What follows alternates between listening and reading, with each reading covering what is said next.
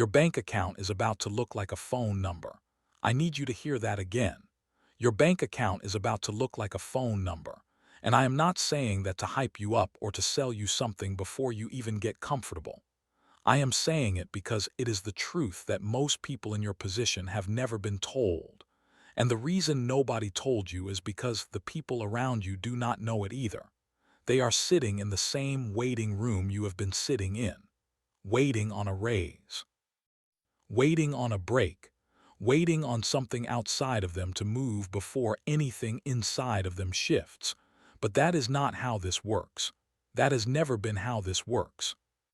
Here is what I want you to understand right now.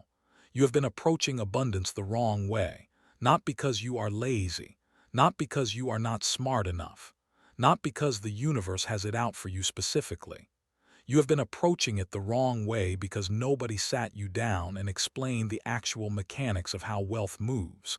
And so you did what any logical person would do. You chased it. You worked harder. You stayed up later.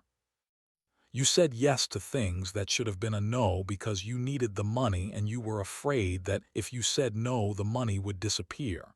And every time you chased it, it moved a little further away. That is not a coincidence. That is a pattern, and patterns can be broken. The first thing you need to accept is that your relationship with money is emotional before it is mathematical. You heard that right. Before any number shows up in your bank account, there is a feeling that runs through your body, and that feeling is deciding more about your financial future than your budget is. Most people carry a feeling around money that feels like bracing for impact, like something bad is about to happen, like the rug is about to be pulled. You have probably had that feeling so long that it feels normal. It feels like just being responsible. It feels like being realistic. But it is not realistic. It is a wound. And that wound is sending out a signal that is louder than your goals, louder than your vision board, louder than any affirmation you have said in the mirror. Think about how you feel the moment before you open your banking app. There it is. There is the truth, because most people do not feel neutral. They do not feel curious. They feel dread. They feel their stomach tight. They feel their breath get a little shorter, and they have not even seen the number yet. That response right there is the thing that is keeping you stuck. Not the economy, not your boss, not your family, that response. Because your body is running a program that says money is dangerous. Money is scarce. Money leaves. And as long as your body believes that, it will keep confirming it with evidence.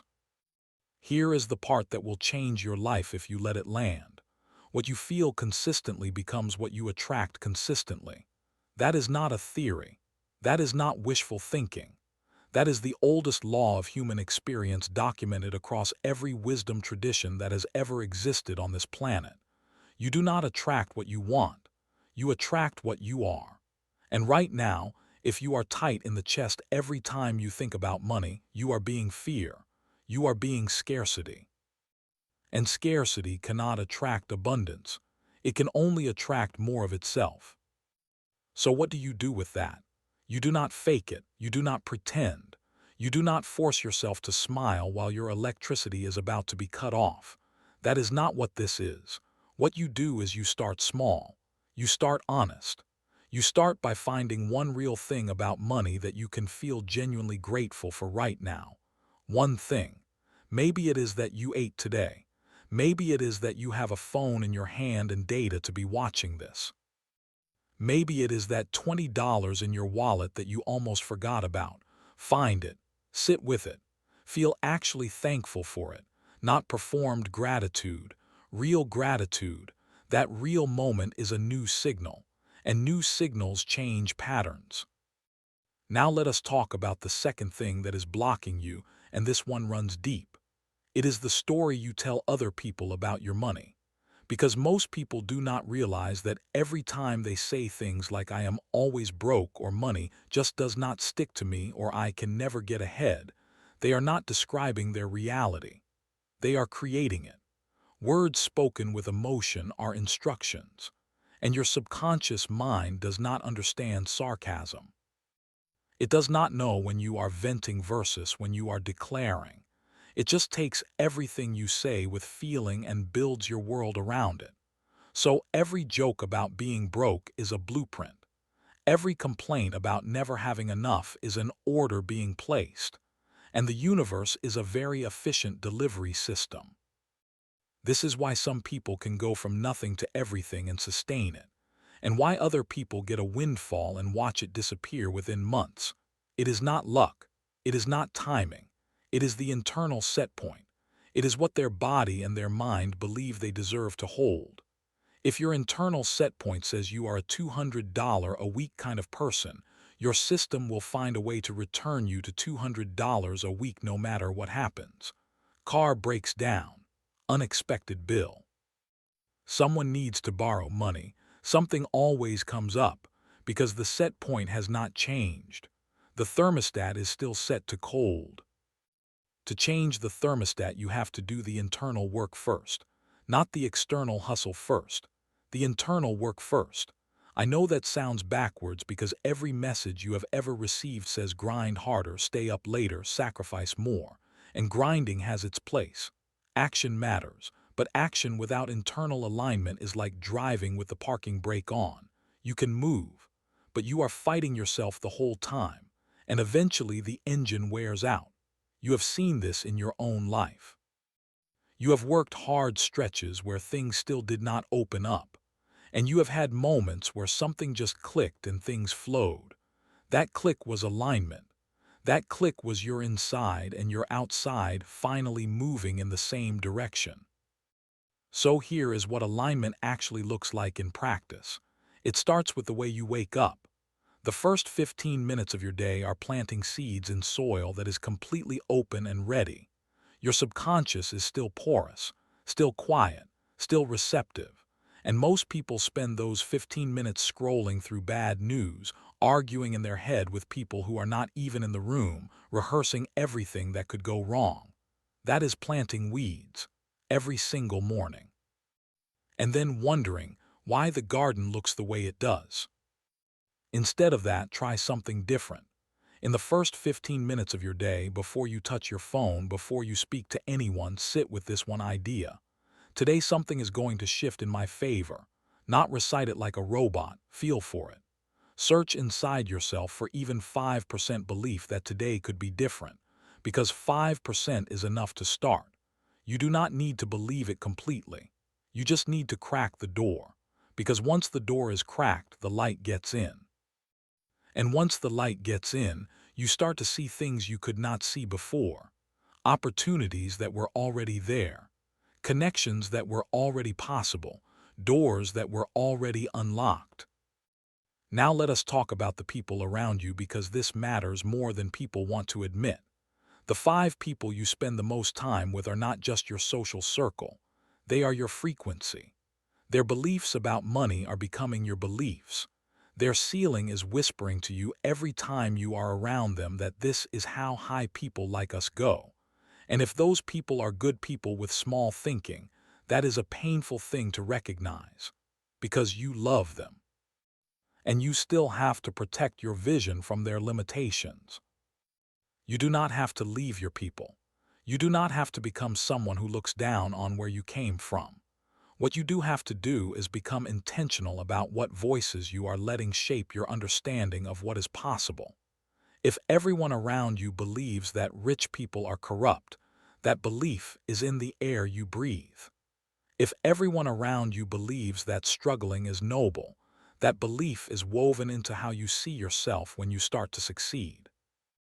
And when you start to rise, some part of you will feel guilty or unsafe about it, because your tribe does not do that, and belonging has always felt more urgent than becoming. But here is what I want you to sit with. Becoming what you are capable of becoming does not betray where you come from. It honors it. When you break through, you become the proof for everyone behind you that it can be done. You become the evidence. You become the permission slip. So the most generous thing you can do for the people you love is to refuse to stay small to keep them comfortable. Rise. Rise completely. And then reach back. That is the move. This is the part of the conversation where most people either lean in or check out. And I want you to lean in because what I am about to tell you is the thing that separates people who talk about changing their lives from people who actually do it. It is not motivation. Motivation is temporary. It is not inspiration. Inspiration fades. It is decision. Specific, committed, non-negotiable decision. The kind of decision that does not wait for conditions to be right. The kind that makes the conditions right by the sheer weight of its certainty. Most people live in a state of wanting. They want more money. They want better circumstances. They want things to be different, and want is a powerless place to live. Want acknowledges distance. Want keeps the thing you are reaching for at arm's length because want is always future tense, always just out of reach. Decision is different. Decision says it is done. Decision says the version of me that has that life is not a stranger I am hopping to meet someday. That version of me is the real me. And I am living from that now, today, in how I speak, in how I carry myself, in what I tolerate and what I do not. Decision is a present tense energy, and present tense energy changes what shows up. Here is something I want you to try. I want you to write down what your life looks like when your bank account looks like a phone number. Not vaguely, specifically. What time do you wake up? What does your home feel like? What does a Tuesday afternoon look like for you? What are you wearing? Where are you? Who are you spending your time with? Write it with the level of detail that makes you feel something when you read it, because details create feeling, and feeling is the signal. Do not write it like a wish list. Write it like a memory of something that has already happened. Past tense. I woke up in the home I chose. I had the conversation I used to be afraid to have. I made the investment that my old self would have talked myself out of. Write it from there, from the other side, because your nervous system does not fully distinguish between a vividly imagined experience and a real one. That is documented neuroscience. So when you write from the other side with enough detail and feeling, you are running a rehearsal that your body starts to believe. And what your body believes, your behavior begins to reflect. And what your behavior reflects, your results begin to match. This is not magic. This is mechanics. You are rewiring the system from the inside out, and it takes repetition. It takes patience. It takes the willingness to feel a little foolish writing about a life you do not have yet as if you already do. But that willingness is the price of admission, and it is a very small price for what is waiting on the other side. Now here is the last thing, and I want you to hear this clearly because people skip this step and then wonder why nothing is moving. You have to take action that your old self would not have taken. Not dramatic action necessarily. Not quit your job tomorrow action. Just one action per day that the version of you who was stuck would not have done. Send the email you have been putting off. Make the phone call that makes you nervous. Apply for the thing you convinced yourself you were not ready for. Show up to the event where you do not know anyone. Ask the question you were afraid would make you look like you do not know enough. Each one of those actions is a vote, and you are voting for a new version of yourself with every single one. Over time, those votes accumulate into a landslide, into a person who is unrecognizable compared to who they were before they started, into a person whose bank account is starting to catch up with their vision, into a person who wakes up in the morning without that tight feeling in their chest because the evidence is starting to pile up on the side of possibility instead of the side of lack. You are closer than you think. You have always been closer than you think. The gap between where you are and where you want to be is not as wide as fear has made it look. Fear makes the gap look like an ocean. The truth is the gap is a river, and you already know how to swim. You just have to get in the water. Stop standing on the bank waiting for conditions to be perfect. The conditions will never be perfect. The conditions become better once you are already moving. Momentum is the miracle. Movement is the prayer that actually gets answered. So here is what you are going to do starting today. You are going to change how you feel before you check your bank account. You are going to start telling a different story about your relationship with money. You are going to protect your vision from voices that were never big enough to hold it. You are going to write your life from the other side and read it back to yourself every morning before you touch your phone. And you are going to take one action per day that your old self would have avoided. That is the work. That is the whole program. Simple but not easy, worth it, all of it. Your bank account is about to look like a phone number. Say it out loud. Say it like you mean it. Say it like someone who has decided, not someone who is hopping, someone who has decided, because hope waits. Decision moves, and you have been waiting long enough. If this landed for you, drop a comment below and say I have decided. Not I am trying. Not I hope so. I have always just out of reach. Always just out of reach. Decided. Because words matter and I want you to practice choosing the powerful ones. And if you want to go deeper on this work, we have studied hundreds of people who made sudden life-changing breakthroughs and built an 80-hour program that literally rewires your subconscious to accept the win that is already yours. Check it out below. And check the description to start your 7-day free trial of Gaia TV. Start filling your mind every single day with content that is built to match the life you are building. You deserve that. Go get it.